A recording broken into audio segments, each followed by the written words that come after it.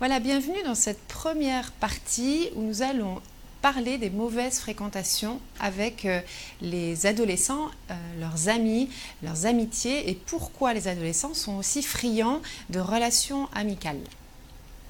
Nous allons donc voir ensemble ce qui se passe chez votre adolescent. Tout d'abord, un adolescent est plus influencé par ses copains, ses relations amicales et sociales parce que pour lui, c'est un sujet qui est très important. C'est une période de la vie où l'adolescent se cherche et à travers ses relations amicales, il va se construire petit à petit, construire son identité et devenir l'adulte qu'il est en train de devenir en tant qu'adolescent et futur adulte. La première chose qui est importante à repérer, c'est que votre adolescent, à côté de la vie familiale, il va chercher d'autres repères, d'autres modèles de vie sur lesquels il va prendre exemple justement pour se construire.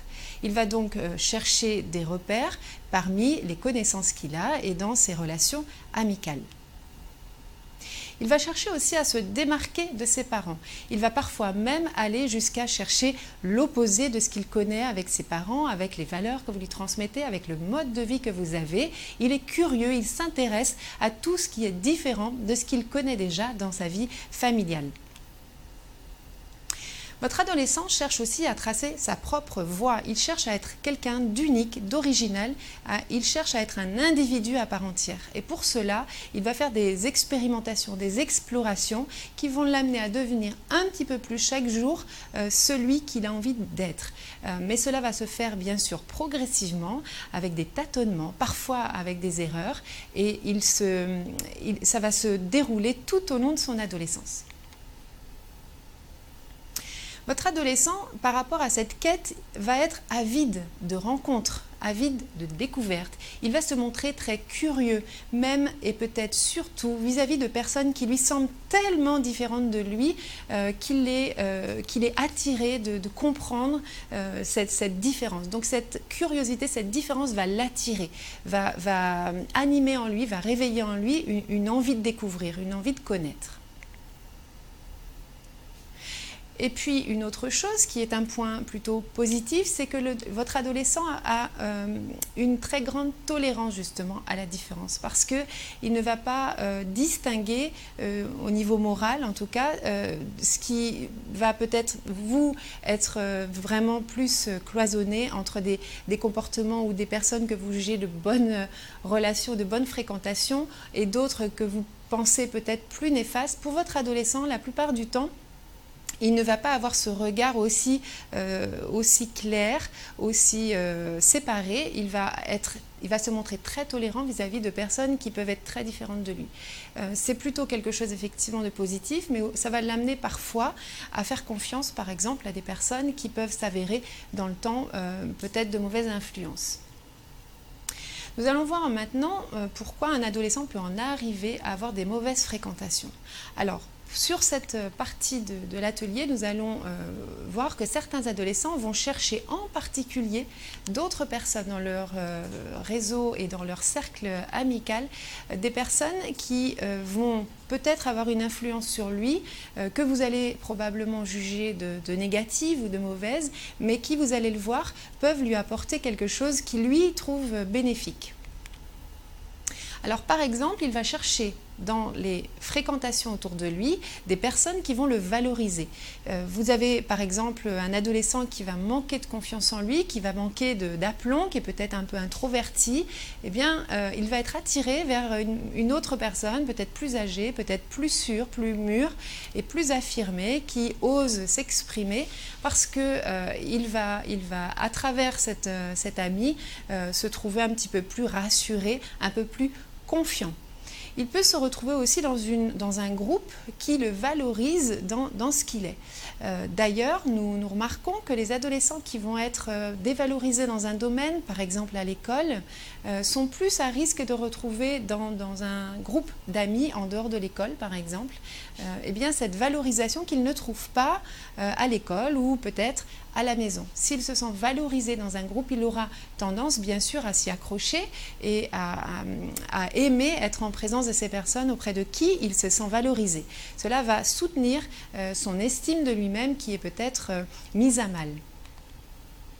Il va peut-être aussi chercher des compétences ou des capacités qu'il pense ne pas avoir ou dont il ne se sent pas capable. Alors, encore une fois, par exemple, si à l'école, ils ne se sentent pas compétents, eh bien, il peut chercher auprès d'autres personnes qui ont à ses yeux des compétences, des capacités, à fréquenter ces personnes-là pour comme lui donner l'impression qu'il a lui-même ses compétences et ses capacités.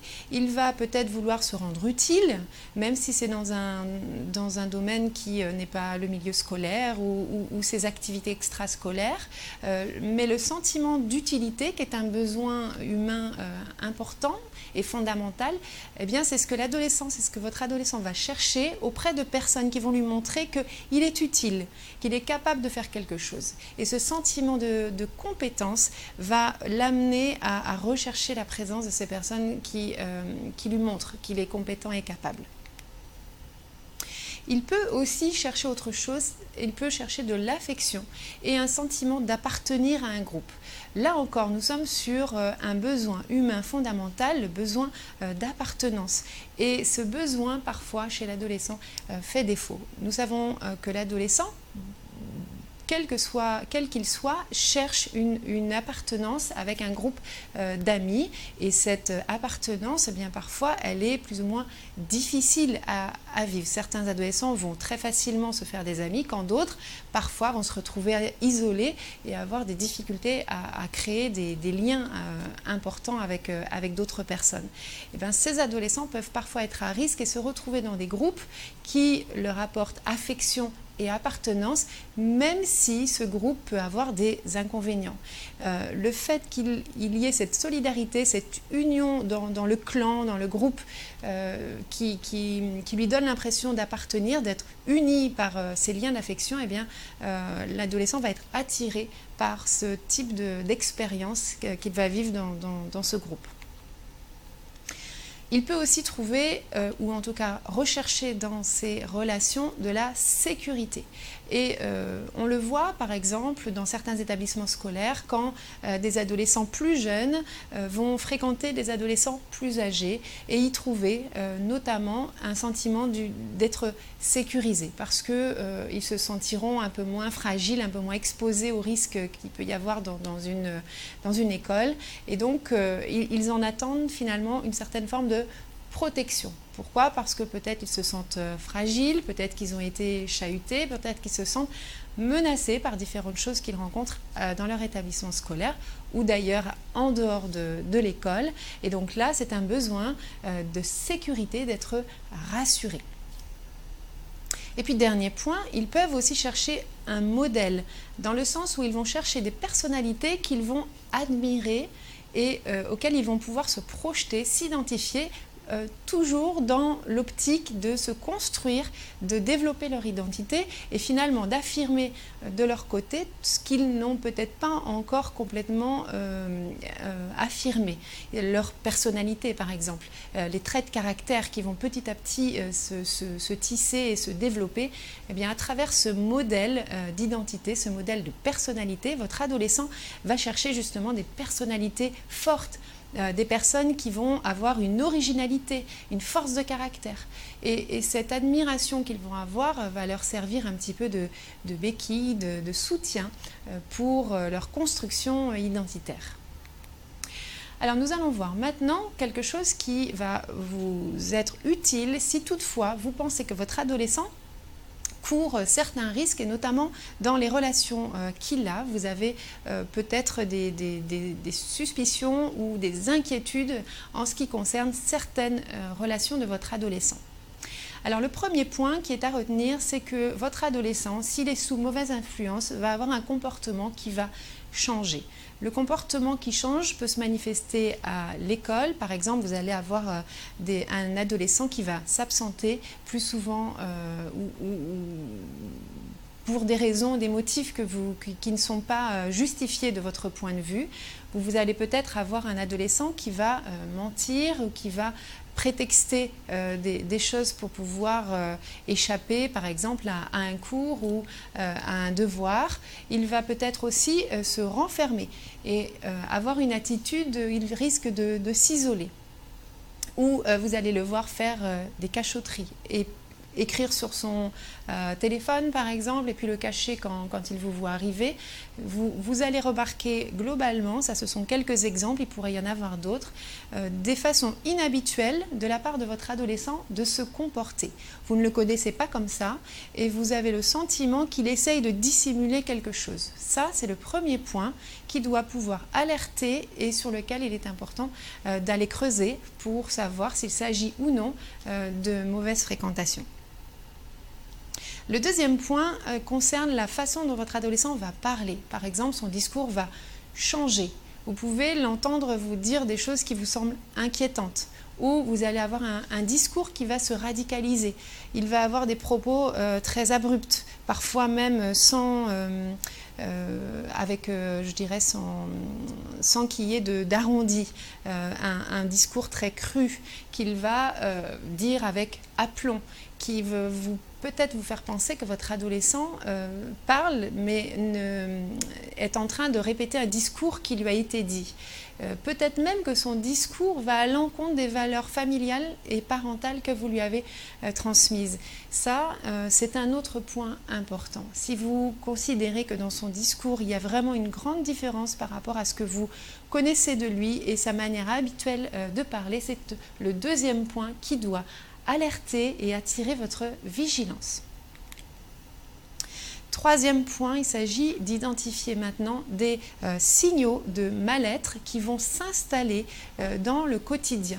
Alors je ne vais pas développer ici tous les signes de mal-être qui sont nombreux, j'en reparle dans un autre atelier, mais parmi eux et concernant ce type de situation, on peut identifier la tristesse ou l'agressivité, une agressivité qui va être régulière, par exemple quotidienne et inhabituelle et parfois disproportionnée, et puis aussi l'isolement, le fait de se retrouver seul, de vouloir rester enfermé dans sa chambre et de ne pas avoir envie de sortir, même quand ce qui se passe à l'extérieur de la chambre peut avoir de l'intérêt pour l'adolescent. Ça, ce sont des signes qui peuvent traduire un mal-être. Et donc, le mal-être peut être causé par différentes choses, bien sûr, mais parfois aussi par des fréquentations néfastes pour votre adolescent. Alors maintenant, nous allons essayer de voir ensemble si certains adolescents sont plus exposés que d'autres. Et la réponse, elle est oui, si des caractéristiques, s'il n'y a pas évidemment de profil type de façon systématique d'adolescents qui seraient plus sujets à des mauvaises fréquentations, on va retrouver des caractéristiques qui vont amplifier le risque pour ces adolescents de tomber dans un piège relationnel ou d'être plus à même de fréquenter des personnes qui peuvent avoir une influence négative sur eux. Alors tout d'abord, une petite précision, il ne s'agit pas, les garçons comme les filles peuvent être concernés par cette question, à la différence que parfois du point de vue des filles, on va retrouver un phénomène qu'on trouve un peu moins chez les garçons, c'est le fait de se retrouver avec un petit copain qui va se révéler être un petit copain qui a une influence négative sur elle, dans le sens où il va peut-être exiger d'elle des choses, où il va peut-être empiéter sur sa liberté, où il va peut-être avoir des comportements qui ne vont pas respecter, qui vont pas la respecter. Et la fille a plus de risques de tomber dans une relation affective de dépendance à son petit copain. En tout cas, c'est plus fréquent du côté des filles. Donc, c'est aussi un risque supplémentaire dans la relation de couple de retrouver une influence négative qui peut s'avérer aussi être un véritable piège relationnel pour les filles. Mais les garçons, encore une fois, peuvent aussi se retrouver dans des groupes dans lesquels ils vont être influencés, poussés à des actes ou à des attitudes et des comportements qui peuvent s'avérer être très pénibles à vivre pour eux par la suite. Alors, un autre point, il s'agit de comprendre que début ou fin de l'adolescence, il y a deux périodes clés pendant l'adolescence durant laquelle on pourrait considérer qu'il y a plus de risques. Alors, première période, c'est le début de l'adolescence. nous le savons aujourd'hui, le début de l'adolescence est marqué chez la plupart des adolescents par une baisse de l'estime de soi qui va fragiliser la capacité de l'adolescent à pouvoir s'affirmer devant les autres, à pouvoir se poser et parfois refuser quelque chose qui peut estimer néfaste pour lui. Il va être plus sous influence parce que moins capable de s'affirmer, moins confiant, moins solide dans son identité. Et donc le début de l'adolescence, qui pourrait donc correspondre à 11-13 ans, est une période un peu plus critique par rapport à ce risque particulier qui concerne tous les adolescents. La deuxième période clé de l'adolescence qui peut être concernée par cette problématique correspond plus à l'âge de 15-17 ans, qui est l'âge propice pour les adolescents où la vie relationnelle, la vie amicale devient la priorité de leur vie. Et cet intérêt qu'ils vont avoir à ce moment-là pour leur vie relationnelle, que ce soit leur vie amicale, amoureuse, sociale, va faire qu'ils deviennent extrêmement demandeurs en quête de toute cette vie sociale et ça les rend du coup plus susceptibles de tomber parfois dans des pièges, encore une fois, dans des fréquentations qui vont s'avérer néfastes. Troisième point, alors la question de la scolarité et du bon ou mauvais élève, c'est une expression qu'on utilise, je préfère à celle-là l'expression de performance scolaire, c'est-à-dire un élève qui n'aura pas les performances attendues au niveau scolaire va avoir un sentiment qu'à l'école, il peut vivre plus ou moins une expérience donc d'échec scolaire. L'échec scolaire ne va pas induire directement et systématiquement les mauvaises fréquentations, mais va entraîner un sentiment de dévalorisation, un sentiment d'incompétence ou d'incapacité chez votre adolescent et donc va l'exposer plus à chercher, par exemple en dehors de l'école, en dehors en tout cas du contexte scolaire, des relations, des situations qui vont au contraire l'amener à se sentir valorisé, nous en avons déjà parlé.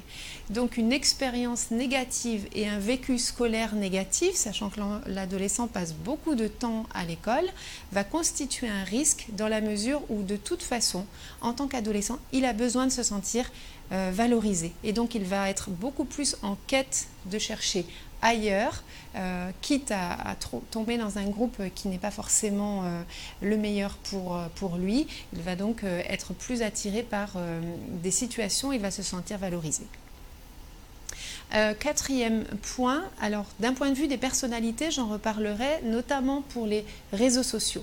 On va se rendre compte que certains adolescents qui, dans la vie réelle, dans la vie sociale réelle, peuvent avoir certaines difficultés, par exemple parce que leur personnalité est un peu plus introvertie, peut-être parce qu'ils sont plus timides et peu affirmés, vont trouver à travers les réseaux sociaux qui vont d'une certaine manière les préserver, les protéger par écran interposé, eh bien y trouver finalement une plus grande facilité à nouer des liens sociaux. Donc leur personnalité qui va du coup peut-être être mal vécue dans la vie réelle, va peut-être se retrouver beaucoup plus confortable et à l'aise à créer des liens avec des moyens plus simples ou plus faciles, plus aisés, comme les réseaux sociaux, dans la mesure où on peut quelque part jouer et se dissimuler derrière une personnalité, on le verra sur la question des réseaux sociaux. Puis dernier point, les caractéristiques sur le profil. Là encore, pas d'éléments systématiques, mais des tendances qui vont par exemple consister à montrer le lien entre un adolescent qui va vivre des choses particulièrement difficiles, peut-être parce qu'il a vécu un événement dans sa vie qui aura créé un sentiment de solitude, ou peut-être parce qu'au niveau familial, pour différentes raisons, il va se sentir délaissé, il va peut-être avoir l'impression que l'appartenance dont il a besoin, peut-être il ne la retrouve pas dans le milieu familial, et donc ça va accentuer son besoin de le retrouver en dehors de la vie familiale, dans le domaine amical. Peut-être que pour différentes raisons, il a aussi vécu un sentiment d'échec qui va l'amener également à sortir de ce ressenti pénible d'être dans l'échec et trouver du coup d'autres situations qui vont lui apporter au contraire un sentiment de réussite et de capacité. Voilà sur ce point. Nous allons voir maintenant comment faire pour aider un adolescent qui se retrouve dans une relation toxique et pour quelles raisons ces conseils vous seront utiles à ce moment-là. Alors la première chose, c'est qu'il est important de considérer que l'adolescent a une part de la responsabilité, même s'il est préférable qu'il ait une aide, que vous puissiez l'aider à sortir de la situation. Il est important de le mettre face aux conséquences auxquelles il s'expose.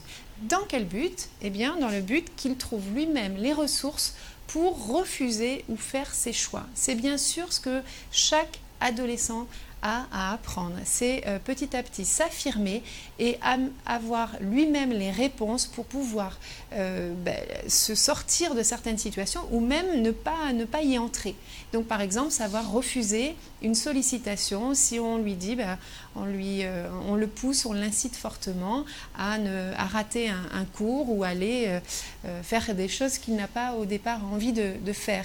Il est en fait ici question de lui montrer qu'il a lui-même les ressources en lui de faire face à un certain nombre de situations.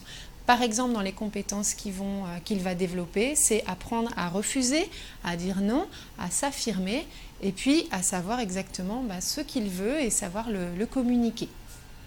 Deuxième point, vous allez aussi lui montrer que vous lui faites confiance parce que bien qu'il soit déjà tombé peut-être sous influence, il a besoin à nouveau de sentir que vous avez confiance en lui et ça va venir chercher en lui sa motivation, son envie de vous montrer qu'effectivement il va faire les choses différemment par la suite.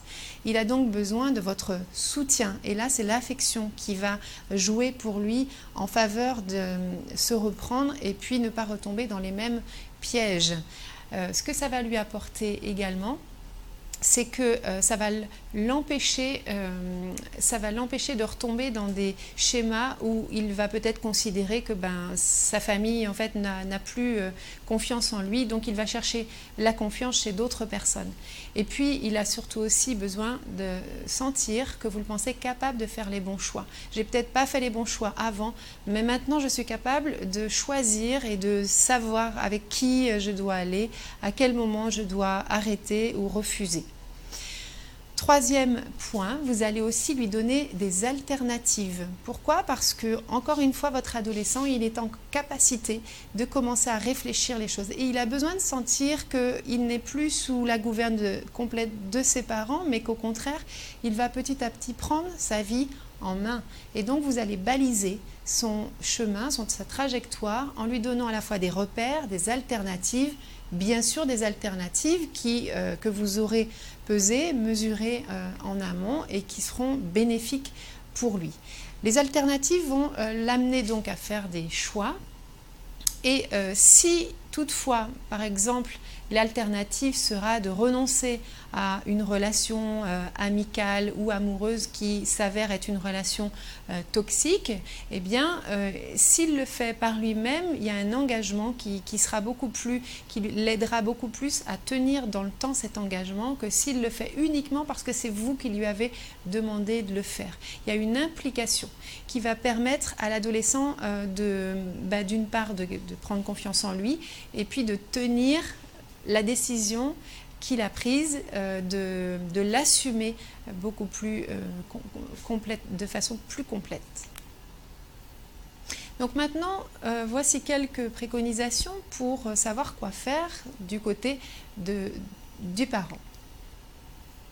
Il y a quelques questions que vous pouvez vous poser et que je vous propose de regarder avec vous.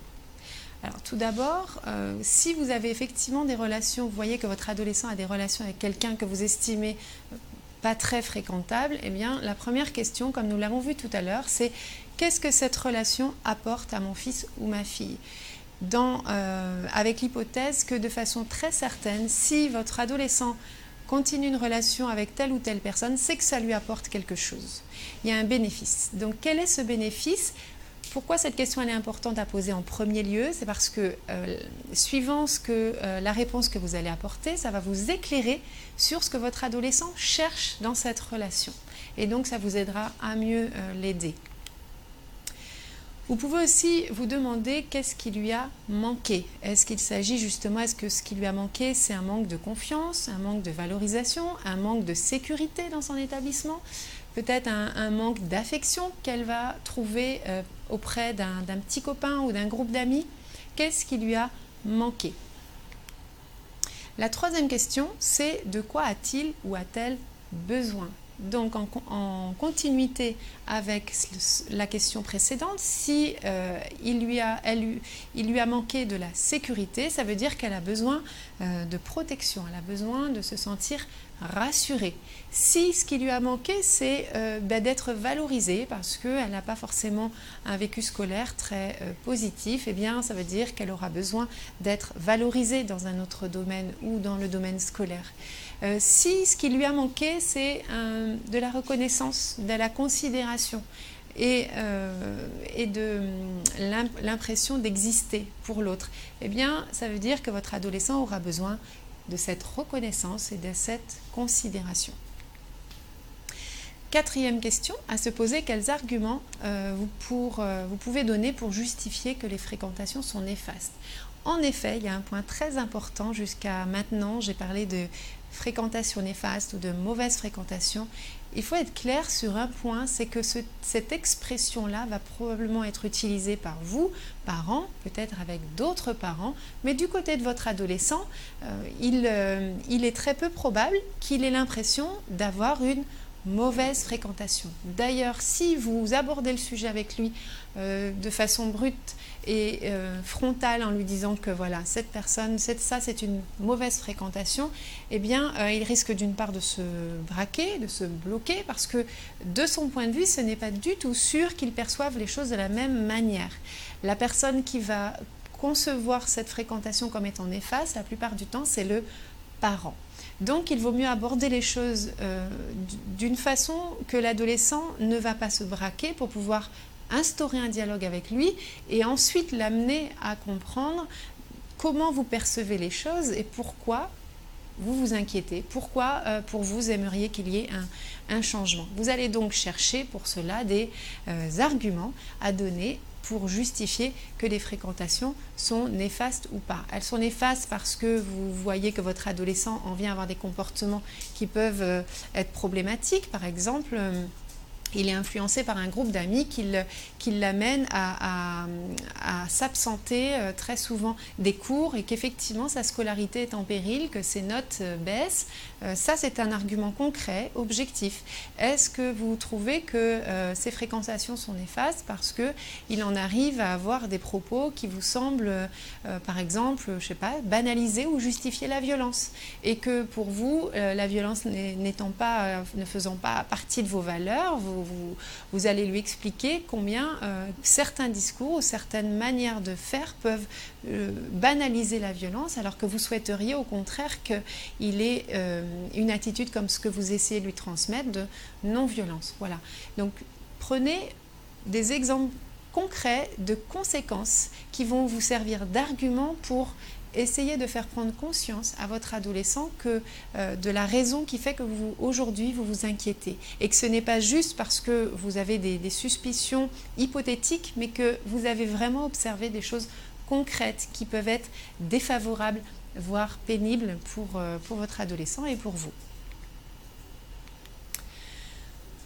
Voici maintenant les erreurs à éviter qui sont fréquentes, c'est pour ça que je les ai intégrées dans cet atelier.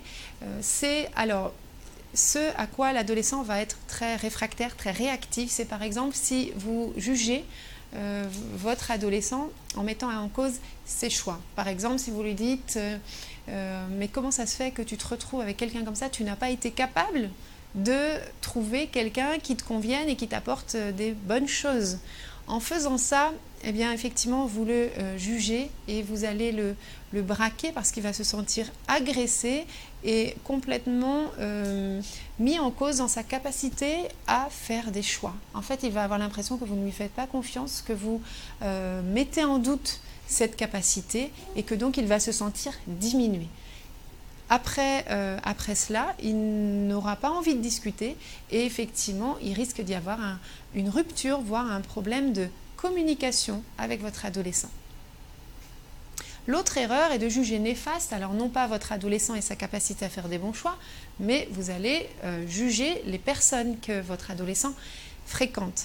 Alors même si vous pensez qu'elles ne sont pas à votre goût, eh bien, vous allez peut-être porter un jugement sur leur manière d'être, leur manière de faire, ou dire mais tu sais ce garçon-là, il n'est pas du tout,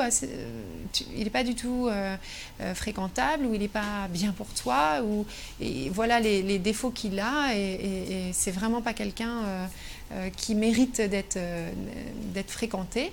Eh bien, en faisant ce jugement, et là je reste assez soft dans la manière de le dire, parfois les propos sont plus durs et plus radicaux encore, eh bien, quand vous allez prononcer ces jugements, votre adolescent va avoir l'impression que vous mettez vous agressez, vous portez atteinte en fait à quelqu'un peut-être qu'il considère comme un ami encore.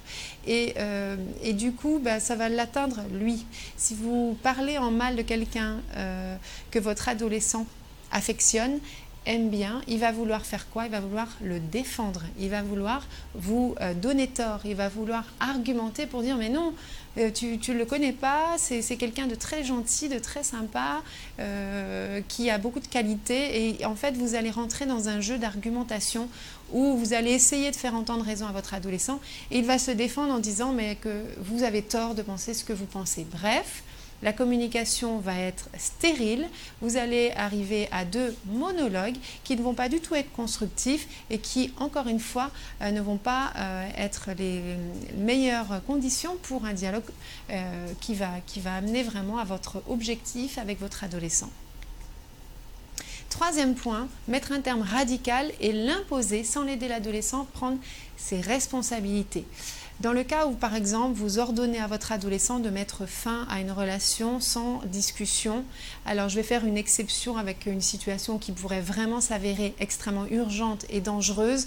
Bien sûr, dans ce cas-là, vous pourriez avoir des justifications et des raisons d'intervenir de façon directive, très directive, mais dans la plupart des cas, il ne s'agit pas forcément d'une situation d'extrême urgence, ni d'extrême danger. Donc, mettre un terme radical et surtout de l'imposer sans que votre adolescent participe à la décision, c'est risquer de vous fâcher avec votre adolescent, qu'il ne comprenne pas, qu'il prenne même peut-être ça comme une injustice. Comment vous pouvez vous permettre de faire un choix parmi ces relations? Il va trouver ça très injuste et probablement qu'il va essayer d'échapper à cette interdiction en faisant, par exemple, en fuguant ou en essayant de voir en cachette des personnes que vous ne voulez pas qu'il voit. Bref, il ne va pas forcément d'une comprendre votre démarche, deux, il peut vous en vouloir et donc le résultat peut-être ne va pas être très favorable parce qu'il va peut-être continuer à avoir ces relations, sauf que vous ne le saurez plus vraiment et que vous n'aurez plus de dialogue ouvert avec lui. Rappelez-vous, il est important que l'adolescent prenne ses responsabilités quant au choix qu'il va faire de ses relations amicales et sociales. L'autre extrême, maintenant, peut être aussi une erreur, dans le sens où tout tolérer au nom d'une liberté d'action peut vous amener à fermer les yeux sur des choses que vous jugez peut-être négatives, où vous avez le sentiment qu'il y a un danger potentiel, mais vous vous retenez d'en parler à votre adolescent parce que vous ne souhaitez surtout pas vous froisser avec lui, et du coup, vous allez vous obliger peut-être à dire oui aux invitations alors que vous êtes un petit peu frileux, ou laisser votre adolescent avec des personnes l'accompagner quelque part alors que vous pensez vraiment qu'il y a danger. Là, vous risquez de ne pas suffisamment affirmer de votre côté de parents ce qui vous inquiète et donc de ne pas forcément passer un message clair auprès de votre adolescent. Si vous ne dites rien, il va croire qu'en fait vous soutenez et vous encouragez ces relations et tout ce qu'il vit actuellement. Or, si ce n'est pas le cas, si vous avez de vraies raisons de vous opposer à certaines situations, à certains comportements ou certaines relations, il est important que vous puissiez l'exprimer, le dire, et que vous n'êtes pas obligé, notamment par exemple concernant les invitations. Ça peut être une bonne occasion de dialoguer avec votre adolescent quand il veut inviter quelqu'un chez lui, par exemple, et bien de pouvoir clairement, encore une fois, démarrer un dialogue, une communication ouverte, claire, sans cacher votre inquiétude, sans non plus dramatiser. Quelque chose, une communication qui va être plutôt équilibrée. Voici, pour terminer, un plan d'action que vous allez pouvoir mettre en place vraiment dans une situation d'urgence, ou en tout cas de situation avérée de fréquentation négative, néfaste. Premier point, et là, vous pouvez suivre aussi ce plan d'action quand vous allez communiquer avec votre adolescent. Il est important qu'en tant que parent, vous expliquiez votre position par rapport à ces fréquentations. Et quand vous allez le faire, faites-le un maximum avec des choses concrètes que vous allez lui donner sur le nombre d'absences qu'il y a eu depuis le début de l'année, sur la chute des notes et la moyenne qui a chuté depuis quelques mois, ou des problèmes qui sont arrivés parce que il y a eu telle chose qui s'est passée la semaine dernière, le mois dernier. Reprenez les événements, reprenez les choses très concrètes, encore une fois, qui vont vous permettre d'argumenter votre position et ce pourquoi vous voulez discuter avec votre adolescent et donc changer quelque chose dans ses fréquentations. Le deuxième point, c'est de fixer avec lui ou de redire les règles et les limites que vous aviez déjà fixées de manière claire. Par exemple, vous allez poser des limites par rapport aux sorties. À quel moment votre adolescent a le droit de sortir? Jusqu'à quelle heure? À quelles conditions? Est-ce qu'il peut sortir seul? Est-ce que vous l'accompagnez, vous le déposez, vous venez le récupérer? Est-ce qu'à certains moments, il peut être plus libre de ses mouvements? Mais si oui, c'est quand? Pendant les vacances, pendant le temps scolaire? Est-ce qu'il y a des conditions? Par exemple, s'il sort tout seul, est-ce qu'il doit vous informer de l'endroit où il se trouve ou avoir en permanence un contact, son téléphone où il peut être joint? Voilà, tout un tas de petites règles et de choses concrètes qui vont permettre de poser des limites claires. Dans quel but? Dans le but d'une, que vous rappeliez à votre adolescent ce qui est important pour vous et que lui aussi sache clairement ce que vous attendez de lui. Donc ça sera une façon aussi de reprendre, de retrouver un compromis, un consensus clair et surtout objectif autour de ce qui va venir après, c'est-à-dire certaines fréquentations qui vont sortir de ce cadre justement.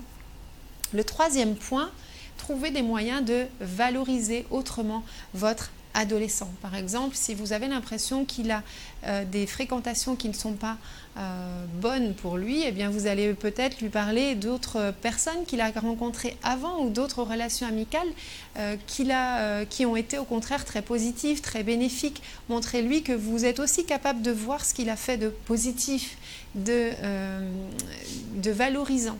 Parce que le risque, ce serait qu'il ait l'impression que vous le dévalorisez. Rappelez-vous, l'impression d'être jugé qui risque de braquer votre adolescent. Montrez-lui que vous n'êtes pas en train de remettre en question tout ce qu'il est, toutes ses capacités, mais que là, pour cette situation-là, eh bien, c'est cette situation précise qui pose problème. Tout en valorisant d'une autre manière votre adolescent. Je sais que tu es capable de faire des choix, mais pour cette situation-là, je voudrais vraiment qu'on en parle parce que je pense que là, peut-être que tu as eu une erreur d'appréciation, peut-être que là, il y a quelque chose qui s'est passé que tu n'as pas maîtrisé ou que nous n'avons pas maîtrisé, mais même si je sais que tu es capable de faire certains choix, de voir certaines choses, que tu es intelligent pour pouvoir comprendre ça et ça, eh bien là, pour ça c'est un problème, je veux qu'on en parle. Faites-vous aider si besoin. Alors par exemple, si la situation se passe dans l'établissement scolaire de votre adolescent, il est important, il y a des personnes ressources qui peuvent vous aider en tant que parent à intervenir pour peut-être par rapport à vous donner des informations sur certaines situations et peut-être même vous aider à comprendre ou vraiment intervenir s'il y a véritablement un danger. D'une autre façon, l'établissement scolaire a parfois besoin aussi d'être informé de ce que vous avez comme information pour jouer le rôle de protection vis-à-vis des élèves si toutefois effectivement il y avait un risque, une menace qui peut mettre en cause la sécurité des élèves. Vous allez parfois peut-être même faire appel à l'établissement scolaire qui peut rappeler dans une forme de rappel à l'ordre, un cadre et encore une fois une limite posée qui va se poser à l'école, c'est dans l'institution et qui va jouer un rôle de carcan, de garde-fou par rapport à certains comportements. Pour cette petite partie, vous allez donc trouver sous cette vidéo les ateliers et les suggestions pratiques pour vous aider à aller plus loin sur cette thématique et je vous retrouve pour la suite dans une autre vidéo.